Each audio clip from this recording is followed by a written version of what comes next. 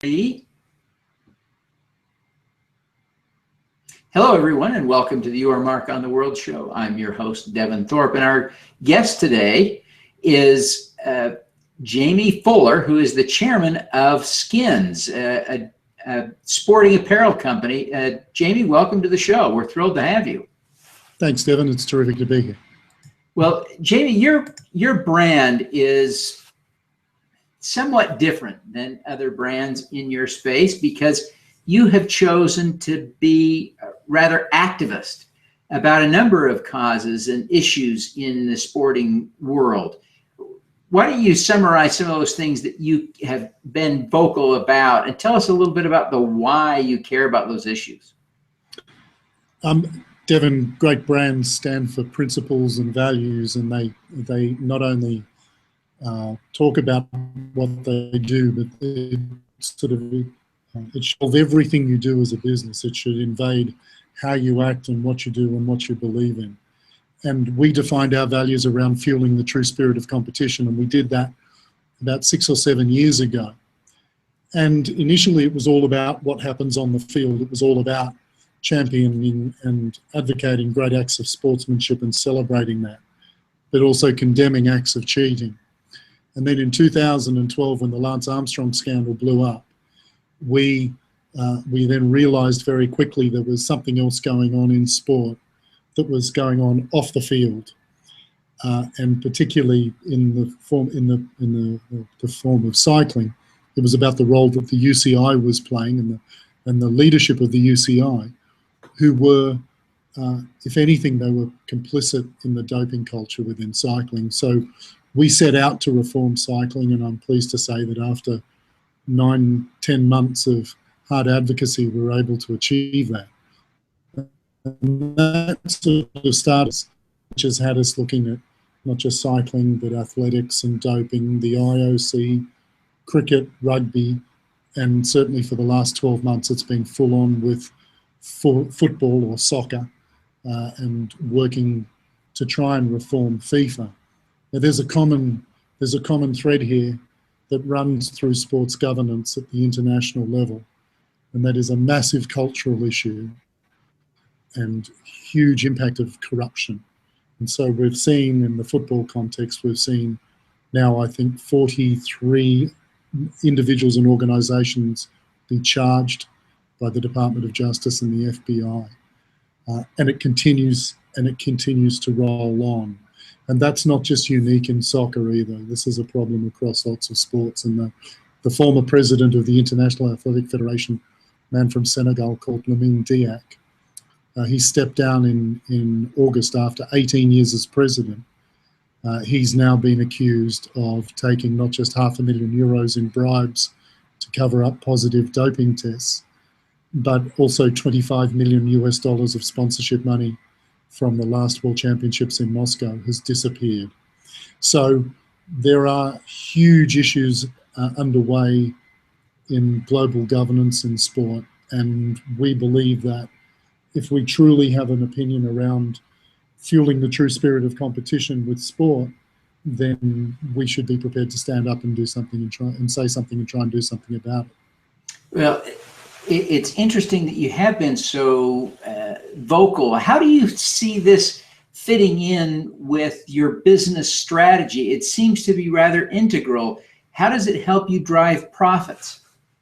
Yeah, it's a great question, and it's still a work in progress. These things like we're doing, it's not all for big purposes. There's absolutely an element of brand building that goes about it. This is a great opportunity for us to not only enter a debate, but also to start a discussion and start a debate, and to inform the public of the sorts of things that have been going on I spoke about before. And if we can do that in a very cost-effective way, because we don't have, let's face it, if we were serious in the United States, for example, in terms of building a brand, if you have to go and buy that, you're talking about tens of millions of dollars. Well, because of what we stand for and because of what encapsulates our brand, we're able to talk about, engage, and we're able to be active around these issues in a very cost-effective fashion. There's a lot of public relations involved, a lot of media involved. But the harsh reality is people don't then just leap out and go and say, oh, that's great, I'm going to go and buy Skin's product. This takes time, and that's the journey we're on. And I'm fortunate that having been through the private equity, having been through that whole private equity journey, I'm now back in 100% control of the business, and I can undertake these things which I couldn't have done before. And I know that over time, it'll add value. And obviously the goal is, to touch people here in the heart. I mean, purchasing decisions are made here as opposed to here. I think it was a professor of neuroscience at University of Southern California who said, we are not thinking beings that feel, we are feeling beings that think. And that impacts on how people decide what they want to buy and how they align themselves to brands. And that's something I feel very strongly about. And over time, we are going to make that journey, and we will connect. And over time, it'll deliver a much bigger and a much more profitable business.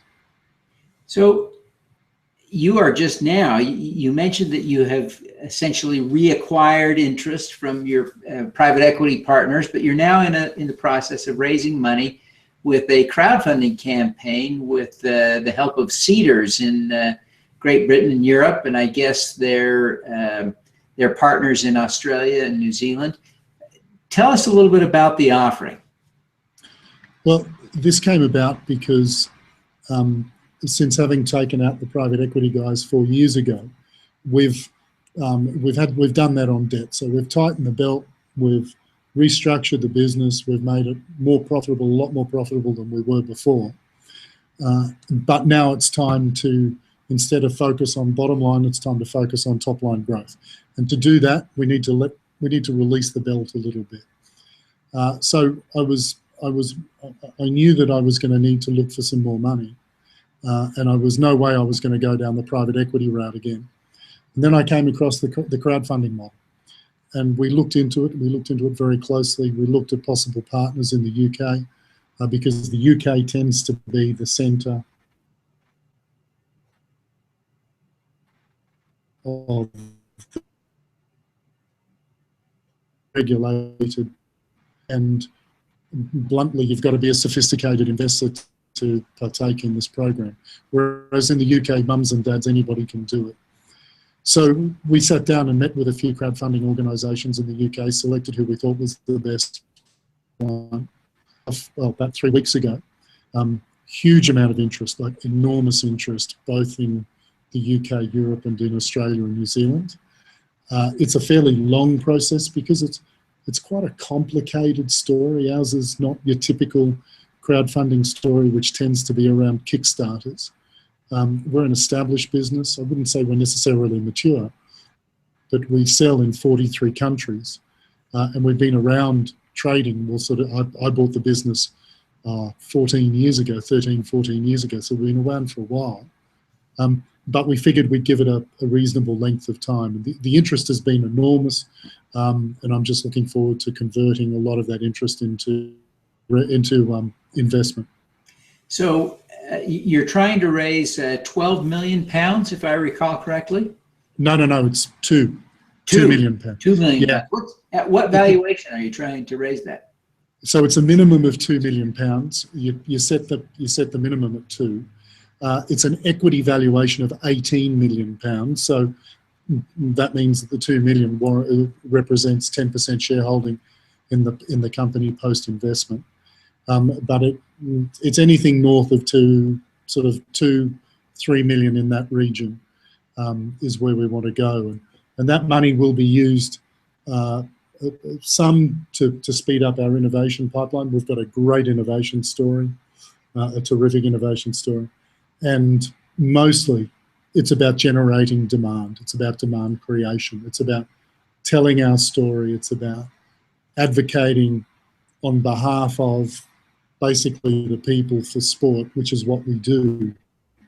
And, when I turn journey, when you consider that, it's all around the democratization of sport, and hence that nice fit for crowdfunding.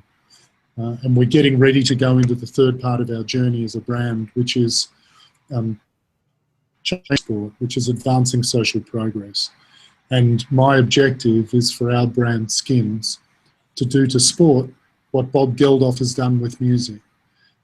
And when you look at the power that sport has got in society, and you look at how badly it's been governed, this opportunity is there for a leader, for an organisation like ours, to show thought leadership and to show the way how that can be done. That's fantastic. So as you've become a role model in sport, who do you look up to as a role model yourself? Well, look, if I talk about just the ultimate role model for me, the ultimate role model for me is the Beaches. He's the guy that, you know, when they do the old, if you could have dinner with anybody, either existing today or in history, who would it be? For me, it's George Harrison. Apart from an amazing musician, I think he's just the most beautiful man, and somebody who I would dearly have loved to have known, and somebody who we lost sort of 15 years ago, unfortunately. Yeah, that's a great specific. I appreciate that response. You have made, I think, a really compelling argument that activism is an important part of your business model. It's an important part of your corporate culture. But I wonder why you care about these at a personal level. What's your personal connection, your personal motivation for these issues? I don't think I'm that different from most people, Devin. I think most people have got a really clear sense of social justice and social injustice. I think most way there is a small difference, and I had a coffee about 6 months ago with a guy who plays rugby for Australia. He's an amazing man. His name is David Pocock. He's originally Zimbabwean. He had a horrendous childhood, witnessed murders in Zimbabwe before he moved to Australia. His family fled to Australia. And David has got a very clear understanding of social injustice and a social conscience.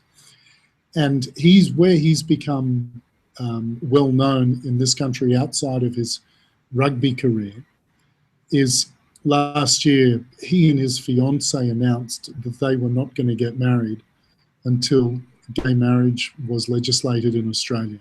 And that became a huge story. So I sought David out and we had a coffee, and he said to me, he said, look, Jaimie, he said, I reckon I've got 6 years at the top of my game, and that 6 years is when my voice can be heard, and there are things that are very dear to me that I intend to be heard.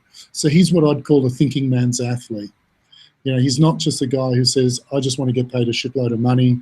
I just want to win whatever competitions I can and play as well as I can. I want to change the world. And it got me thinking, and I thought, you know, we're actually, as a brand, in not a dissimilar situation. You know, we have got a legitimate point of view when it comes to issues around sport and issues around the values in our brand. So whether it's to do with Qatari oppression of human rights in their labour system in Qatar, which they're constructing the infrastructure for the World Cup for 2022. Right. And we ran a campaign last year that ended up breaking through to the sponsors of FIFA in the United States, particularly Coca-Cola, Visa, and McDonald's, and getting them to endorse our plan for independent reform of FIFA. So that's a great example of suddenly having an empowered voice, being able to use our brand to advocate for things that, like I say, not only I feel passionate about it, but also people in my organisation do. And I truly believe that most people in the Western world too as well. I mean, to think in the 21st century that we're witnessing slavery in Qatar, which has been used to construct infrastructure for world soccer, is beyond belief. And so for us to be able to use our empowerment as a voice to do something about that is great. And I think most people feel the same way too. And it's wonderful, the tool that social media is today and the empowerment that gives to people, because that's the thing that really got us to hit Visa, Coke and McDonald's. It was that campaign, and when we made a short film about that, and we targeted the CEOs of the eight sponsors of FIFA, and that was the thing that got that made an impact through social media and by getting people behind us. So yeah, it's something that I think can work well. You clearly have learned to be effective at this, and so we ask all of our guests to give us an impact hack, some tip that would help us to do more good, have more impact. What do you suggest? Okay, well, there's a couple of points here. The first one is, most people, when they think about ethical investing, they think that they're going to make less money. It's just not true. There is a push, and I hope that we can be seen to be leading this or at the forefront, certainly in our category in the sportswear market. There is a push to drive ethical business and integrity in business. And there's no reason why that can't be coupled with better profitability. Most people will respond to the issue of ethics and integrity in business. And like I said before, when we talk about decisions being made with the heart as opposed to the head, that can have a commercial impact. And so, number one, I hope that we're going to see a shift in the zeitgeist, if you like, where businesses who understand this and leaders that have some vision and leadership skills are able to drive that, number one. Number two, one of the things that we're very cognizant about is that we have legitimacy and authenticity in issues that pertain to sport, sponsorship and commerce. Where we don't have legitimacy and we don't have authenticity or a voice, we need to partner with those that do. So when we rolled out that campaign last year called the Hypocrisy World Cup, around calling out those sponsors, those FIFA sponsors, for being hypocrites, for propping up an organization that was legitimizing slavery in Qatar, we recognized that we didn't have an authentic voice in issues around human rights. So we partnered with the Trades Union Congress and the International Trade Union Confederation in the UK, the global governing body, the global body for democratic unions, the ITUC. Here in Australia, I'm here for the next 4 weeks because we're kicking off what we're calling the Rainbow Round of Sport, the first weekend in April. And we're advocating on behalf of the gay and lesbian community with sport. The goal is to provide a safe and secure environment and supportive environment for gay athletes to be able to come out whilst they're playing. It's to educate and raise awareness in the community that prejudice has no role in sport, either on the field or in the stands and the terraces. And we're doing that with an organisation here called Pride in Diversity.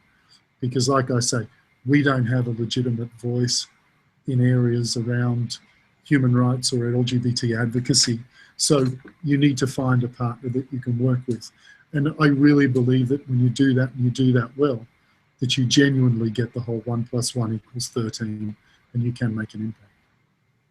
Oh, fantastic. Now, I really appreciate you sharing those great insights, and it really is helpful.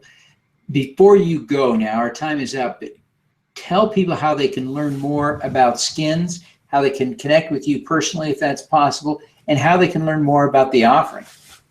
Yeah, sure. So Seedrs is our crowdfunding partner in the UK, and that's SEEDRS, and the URL is seedrs.com/skins. I'm contactable. People are more than welcome to email me. My email is on my Twitter. If they look at my Twitter timeline, you'll see my email address is on there. My email address is Jaimie, it's got 2 I's, JAIMIE.Fuller, FULLER, @skins.net. My Twitter handle is @JaimieFuller, one word, JAIMIEFULLER. So I respond to everybody that writes to me. So people can contact me. They can go on email. They can get me through Twitter. They can go to the seedrs.com/skins website. There's a pitch deck that's available, an information memorandum. There's a video, great crowdfunding video that explains not just the brand and the brand manifesto, but also, you know, the basics of the business itself. And it'd be great to hear from anybody. Fantastic. Well, Jaimie, thank you very much for taking the time to be with us today. We wish you every success in delivering your message to the world. Thank you, Devin. Much appreciated. Good to talk to you. All righty. Let's do some good.